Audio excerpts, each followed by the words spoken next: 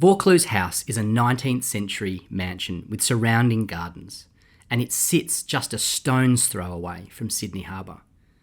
The existing house was built in 1827, and it was the home of the Wentworth family, parents William and Sarah, and their 10 children.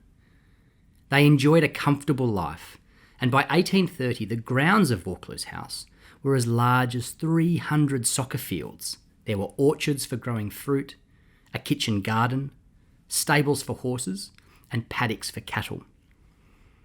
To keep the household and the surrounding estate running, and to make sure everyone was fed, the family had a lot of servants who worked in areas like the courtyard, where they'd be doing the washing, in the dairy, where they might be making butter, in the scullery, where they'd be washing pots and pans.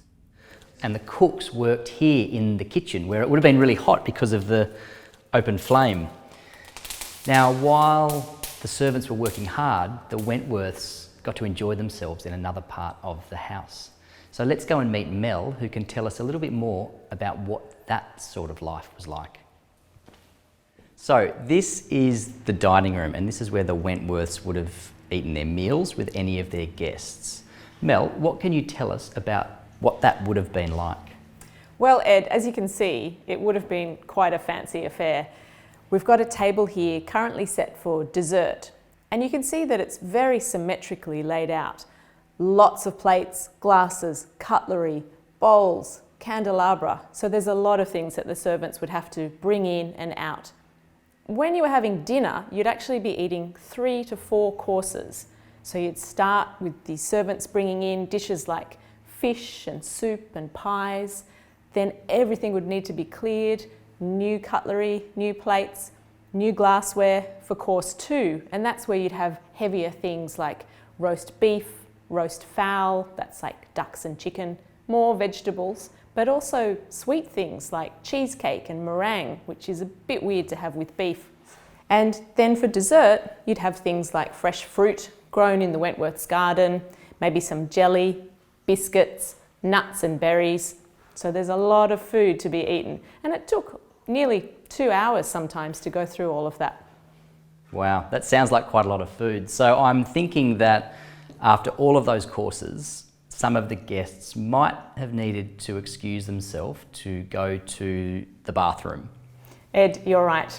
Would you like to see where that happened? I think we should. And I hear that Vaucluse House has some pretty posh toilets. They are very fancy. Let's go check them out. All right.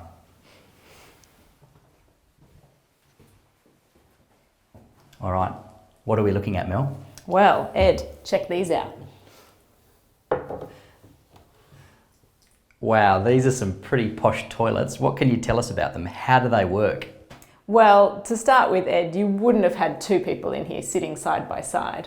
Unlike modern toilets, which have a cistern attached to them and are connected to the water supply by pipes, this was a pretty basic system, although reasonably fancy for the times. There's a hand-operated lever, which when you pull it, allows the person to open and close the toilet's hatch. The hatch would have helped keep smells away and created a bit of a barrier between the person and what's below. The room sits over an underground drain, which then flows out into a nearby creek. But without a cistern to flush the bowl, that was something that had to be done by hand. Here you go, Ed. So we're back with the servants again. Not only did they have to work hard in the courtyard and the kitchen and serve everyone their dinner, they had to come in here and clean the toilets after they'd been used. Now, that's a job that really stinks.